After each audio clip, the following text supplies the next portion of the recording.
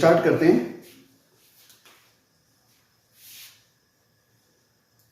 Method of solving differential equation of first order and first degree, मतलब जिसका order भी one हो और डिग्री भी वन हो, उन डिफरेंशियल इक्वेशन को सॉल्व करने की बात करेंगे। और उसमें भी सबसे पहला पॉइंट आएगा वेरिएबल सेपरेबल। वेरिएबल सेपरेबल है क्या? वेरिएबल सेपरेबल आपके पास में डिफरेंशियल इक्वेशन कुछ इस तरह से होगी, different dy by d x equal to function of x comma y. हम इसे कन्वर्ट कर सकेंगे, ये कन्वर्टेबल होगी इन द फॉर्म, एक तरफ तो फंक्शन आ जाएगा x का और उसके साथ में dx होगा, और एक तरफ कोई और फंक्शन आ जाएगा y का, उसके साथ में dy होगा, and then we will integrate both side. Means एक तो x का फंक्शन dx के साथ और y का फंक्शन dy के साथ, मींस x वालों को हम dx की तरफ ले जा सके और y वालों फंक्शन को dy की तरफ ले जा सके, ऐसे फंक्शन वेरिएबल सेपरेबल होते हैं। मींस देखो वेरिएबल सेपरेट कर दिए, x को dx की तरफ, y को dy की तरफ। ऐसे क्वेश्चनों को सॉल्व करेंगे, वो होगा वेरिएबल सेपरेबल मेथड। ठीक है, तो पहले एक बार इतना नोट कर लो, फिर क्वेश्चन से स्टार्ट करते हैं, एक्सरसाइज से।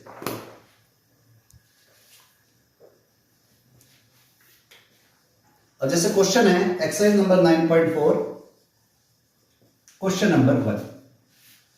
Question number 1 is dy by d x equal to 1 minus cos x upon 1 plus cos x. तो सीधा सा रूल, dx की तरफ x के फंक्शन की तरफ dx को रखो, तो it will become dy equal to 1 minus cos x upon 1 plus cos x dx। Now integrate both side, क्योंकि x वाला x की तरफ जा चुका है, y वाला y की तरफ, तो dy का इंटीग्रेशन हो गया y। 1 माइनस कॉस एक्स को you can write 2 sine square x by 2, 1 plus cos x को you can write 2 cos square x by 2 dx। तो 2 cancel, sine square upon cos square, tan square x by 2 dx। हमें पता है tan square x by 2 का सीधा integration कोई नहीं होता, लेकिन हम tan स्क्वायर x बाई 2 को लिख सकते हैं sec square x by 2 minus 1 का इंटीग्रेशन। तो sec स्क्वायर x का इंटीग्रेशन होता है tan x बाई 2, और अंदर वाले का डिफरेंशिएशन और डिवाइड, मतलब 1 बाई 2 डिवाइड, यानी कि 2 मल्टीप्लाई, माइनस 1 का इंटीग्रेशन x प्लस c। तो हमारा आंसर आ गया 2 tan x by 2 minus x plus c, that is our answer. तो y equal to this. Board के पेपर में करोगे तो यहां पर इंप्लाइज का साइन जरूरी, note it down. One more question, question number 4। sec square x tan y dx plus sec square y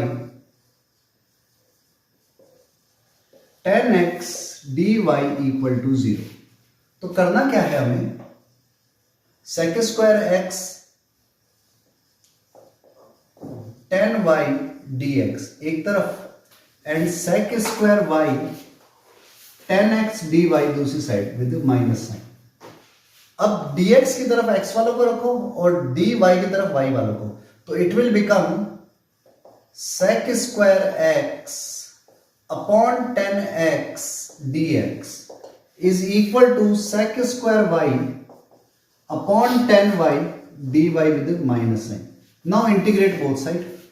तो देखो नीचे tan x है, ऊपर उसका डिफरेंशिएशन है, तो जब भी नीचे फंक्शन ऊपर उसका डिफरेंशिएशन हो तो इसका इंटीग्रेशन होता है log ऑफ tan x, क्योंकि डिनोमिनेटर में फंक्शन है और न्यूमरेटर में डिफरेंशिएशन है उसका।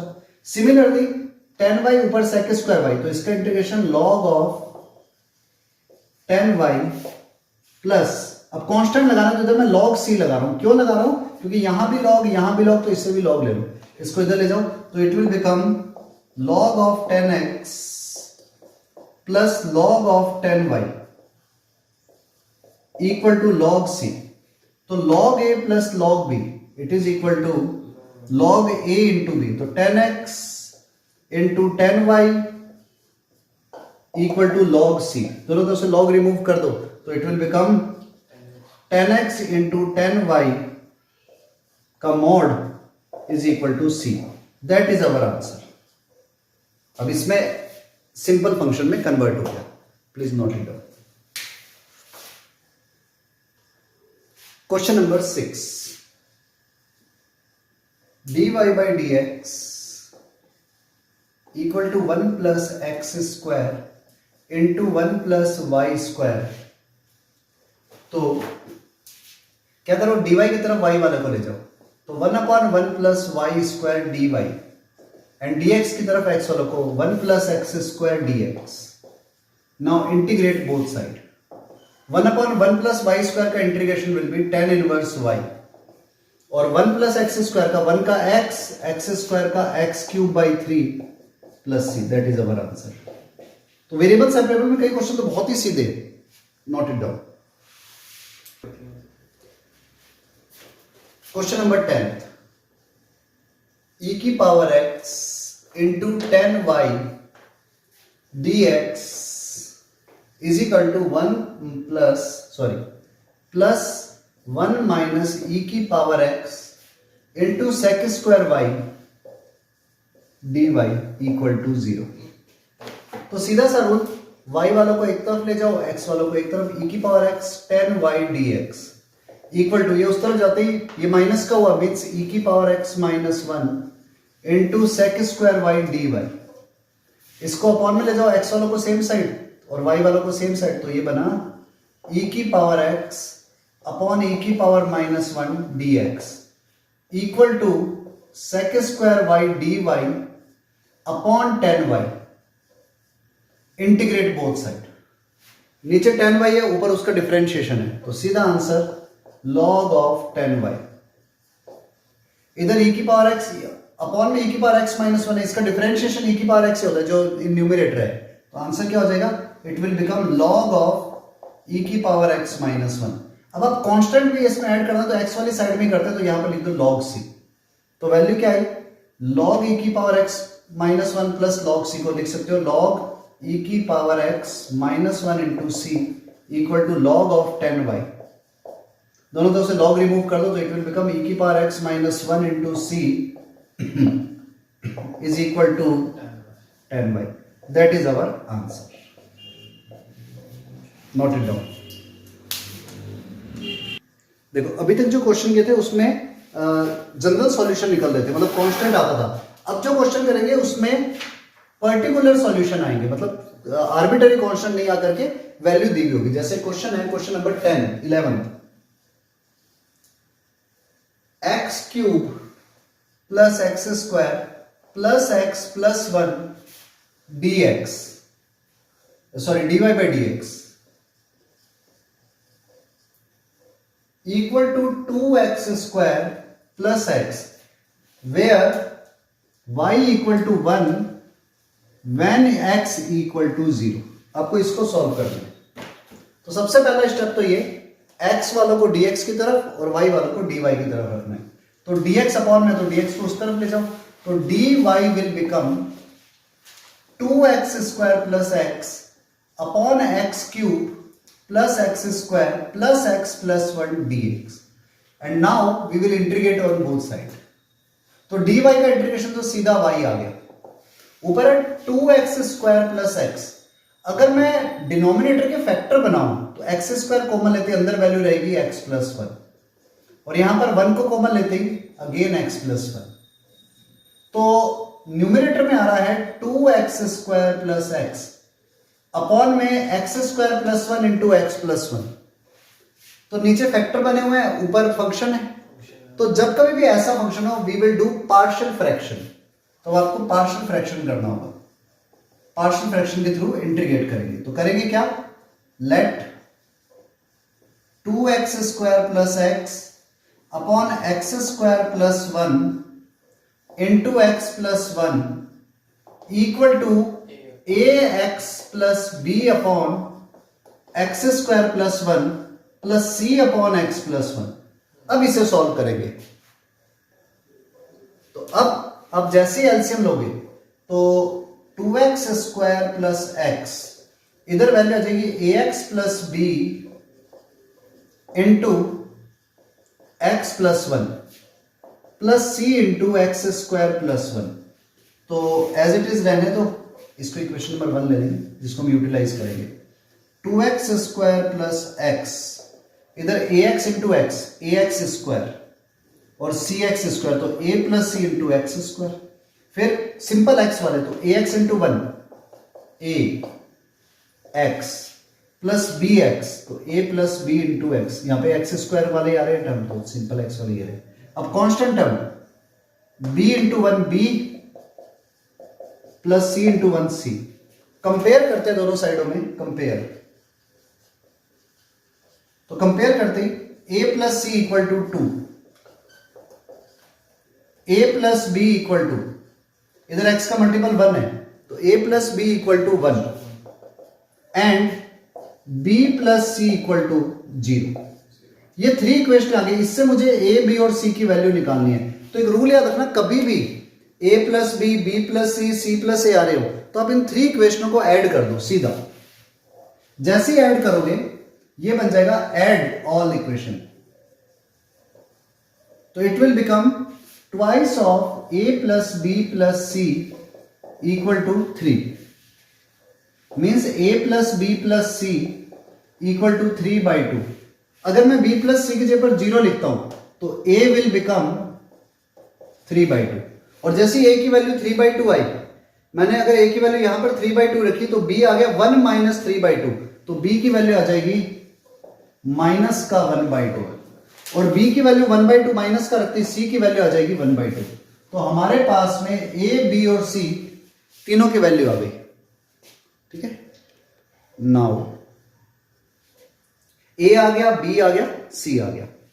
अब इंटीग्रेशन में पुट करते ही y is equal to integration ax plus b बन जाएगा 3/2 x माइनस 1/2, तो मैं यूं लिख दूं 1/2 को बाहर ले लेता हूं, तो 3x minus 1 upon x square plus 1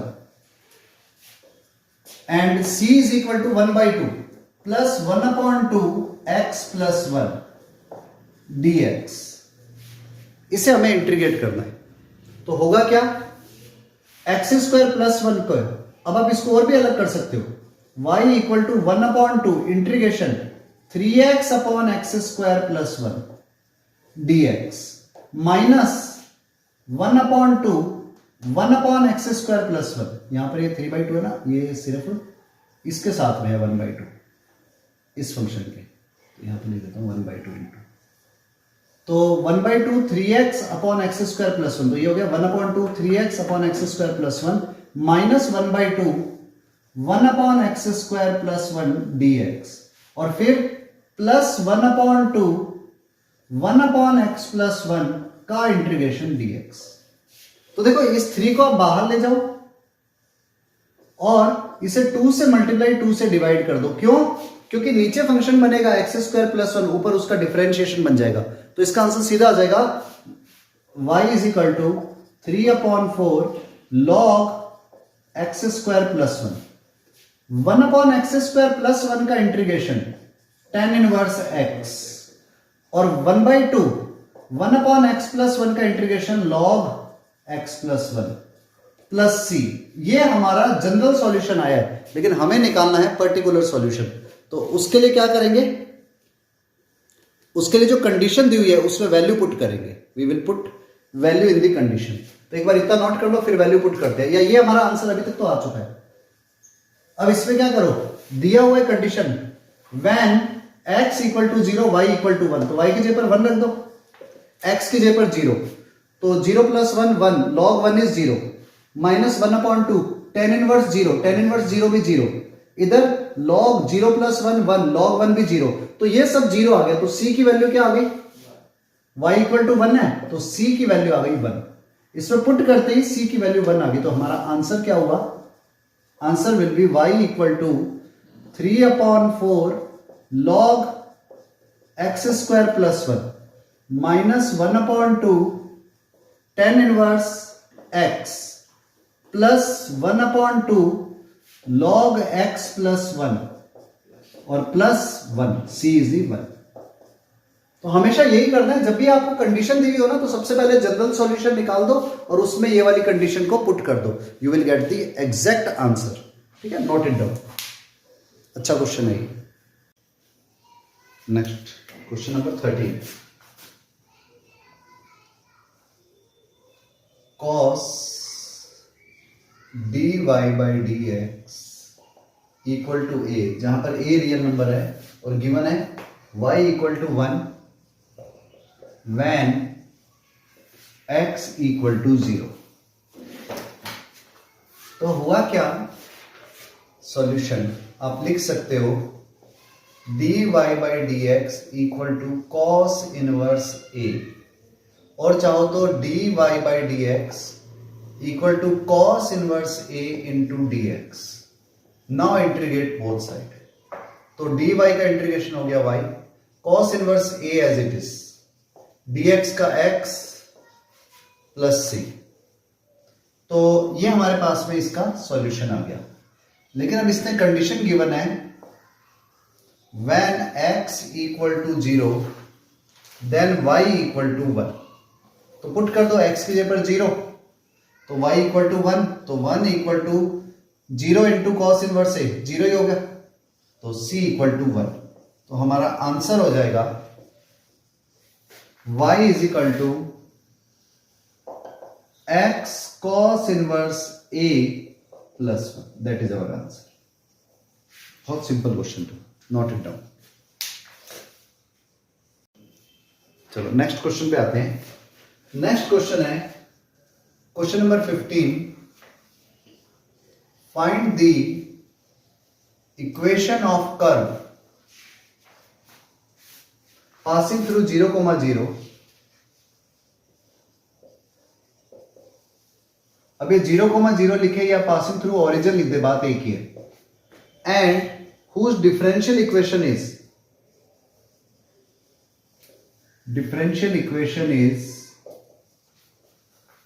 y dash is equal to e की power x sin x, y dash is equal to e की power x into sin x। ये हमारे पास में डिफरेंशियल इक्वेशन है, इसे सॉल्व करना है। तो सीधा रूल सॉल्यूशन, y dash मतलब dy by dx equal to e की power x into sin x, और we can say dy is equal to e की power x into sine x dx का integration means y is equal to, अब देखो यहां पर two functions का multiply हो रहा है, एक तो साइन x और एक e की पावर x। तो आइलेट रूल के हिसाब से ILAT ये फर्स्ट और ये सेकंड फंक्शन लेंगे। एक्सपोनेंशियल को वैसे हमेशा लास्ट फंक्शन लेते हैं, सेकंड ही लेते हैं। तो first function into integration of second minus differentiation of first into integration of second का इंटीग्रेशन प्लस सी रहेगा लास्ट में। अब यहां पर फिर से टू फंक्शन का मल्टीप्लाई है, तो फिर से फर्स्ट फंक्शन और सेकंड फंक्शन, तो वापस से y is equal to e की power x into sine x minus first function into integration of second minus differentiation of first cos x का हो गया माइनस साइन x, तो प्लस हो जाएगा इंटू इंटीग्रेशन ऑफ सेकंड का integration plus c. अब देखो ये जो वैल्यू है ये y is equal to dy by dx ये था, मतलब y इज इक्वल टू था इंटीग्रेशन ऑफ e की power x into sine x dx। तो रियलिटी में ये वैल्यू तो y की आ गई, तो आप इसको लिख सकते हो y is equal to e की power x into sine x minus e की power x into cos x और minus y plus C. y को एक तरफ ले जाओ, then 2y equal to e की पावर x साइन x और e की पावर x वगैरह कॉमन है तो अंदर आएगा sine x minus cos x plus सी। ये 2y की वैल्यू आ रही है। अब हमें कहा ये ओरिजिन से पास हो रहा है, मतलब जब x 0 देन y भी 0, तो when x equal to 0 then y equal to 0। जैसे x को 0 रखा और y को 0 रखा, ये 0 आया, it will become 2 into 0 0, e की पावर 0 मतलब 1, sine 0 means 0, minus cos 0 means 1, plus c। तो ये आ गया c की वैल्यू यहां से आ गई -1, इधर आती प्लस हो गया, तो c इक्वल टू 1। तो आंसर क्या आया, 2y is equal to e की power x sine x minus cos x plus 1। या तो ये आंसर लिख सकते हैं और अदरवाइज 2 को डिवाइड कर दो तो y विल बिकम e की power x by 2 sine x minus cos x plus 1 by 2, that is our answer. तो आप इस तरह से कर सकते हो, सिंपल क्वेश्चन है, फिर भी आंसर एक बार बुक से मैच कर देना। एनसीईआरटी का क्वेश्चन नंबर 15 है, note it down. One more, question number 17। Question number 17 है, find the equation of curve passing through the point, find equation of curve passing 0, -2, given that at any point xy on the curve, given that at any point xy on the curve,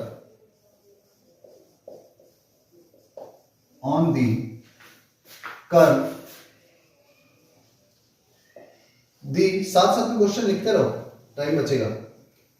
The product of slope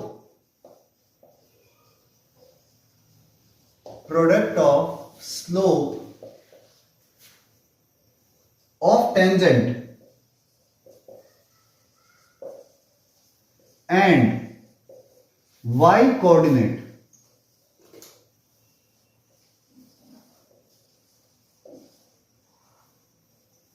of point is equal to x coordinate of point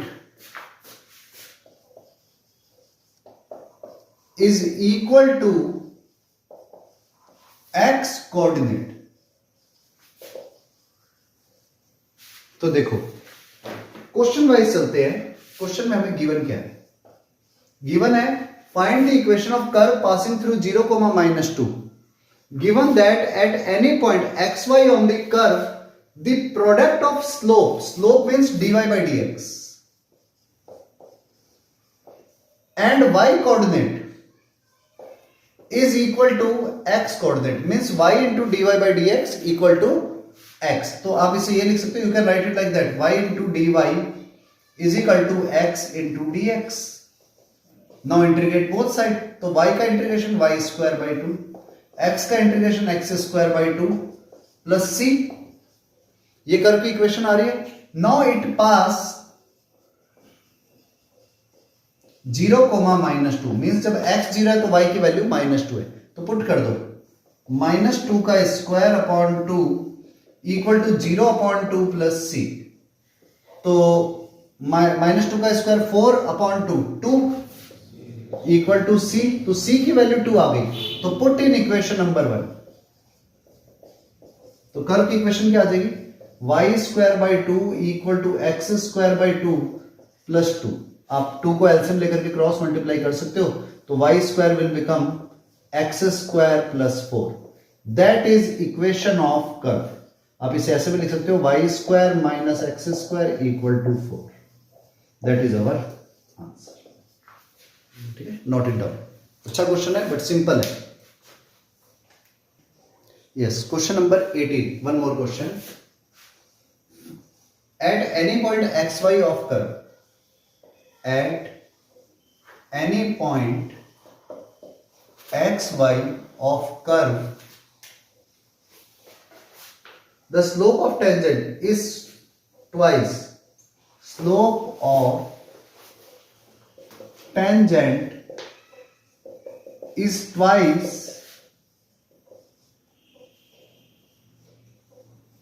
the slope of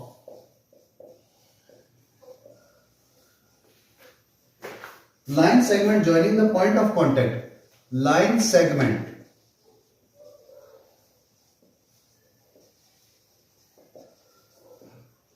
joining point of contact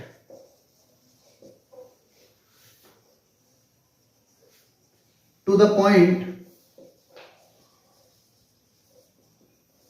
-4, -3. Then find the equation of curve. Find the equation of curve passing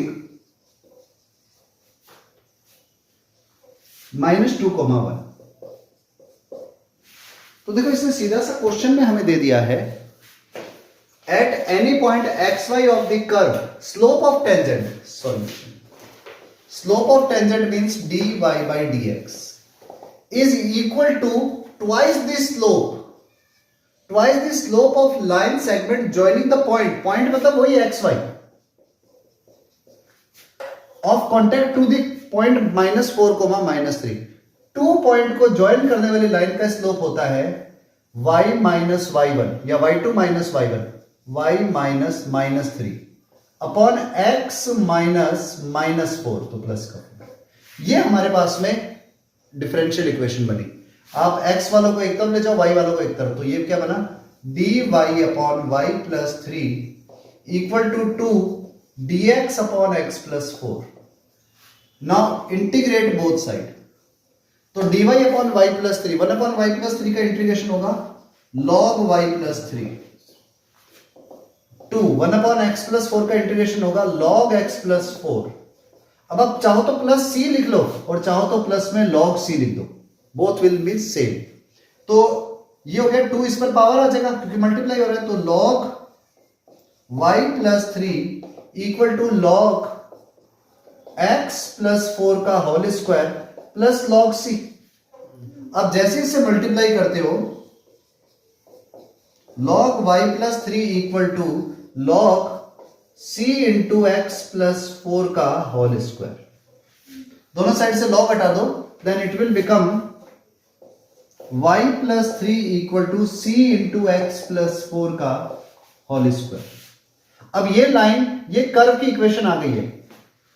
it pass -2, 1, मतलब x की value -2 तो y की value 1, तो पास करा दो.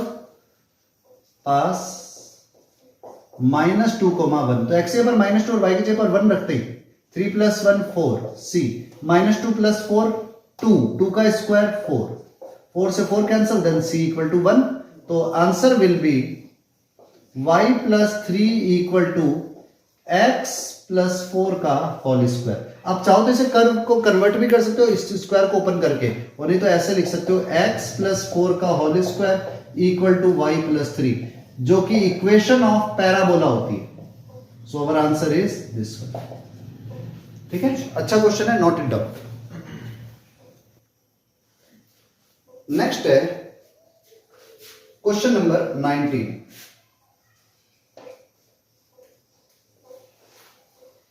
The volume of spherical balloon being inflated changes at, directly लिख देता हूं, changes at constant rate.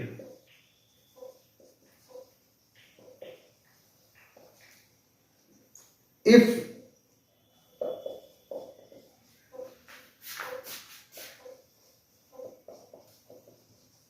initially the radius is 3 unit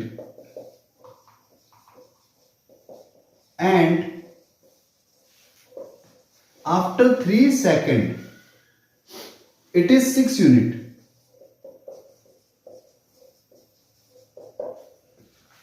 then find the radius of balloon. Then find radius after t second. t second के बाद में radius क्या होगी. मतलब ये क्वेश्चन तो इस तरह से लिख रहा है, लेकिन रियलिटी में ये इक्वेशन ही बनवा रहा है क्योंकि t सेकंड के बाद में रेडियस की बात करिए. तो देखो गिवन क्या है, सॉल्यूशन पर चलते हैं. The volume of spherical balloon changes at constant rate. Volume को मैंने v से लिख दिया, रेडियस को r से. बोर्ड के पेपर में वॉल्यूम की जगह पर v, रेडियस की जगह पर r लिखना है. ठीक है, तो इसने कहा है dv upon dt is equal to constant, तो dv is equal to k dt, integrate both side, तो v इज इक्वल टू के टी प्लस सी। ये हमारे पास है वॉल्यूम आ गया, और वॉल्यूम ऑफ स्फीयर होता है 4/3 pi are cube is equal to के टी प्लस सी।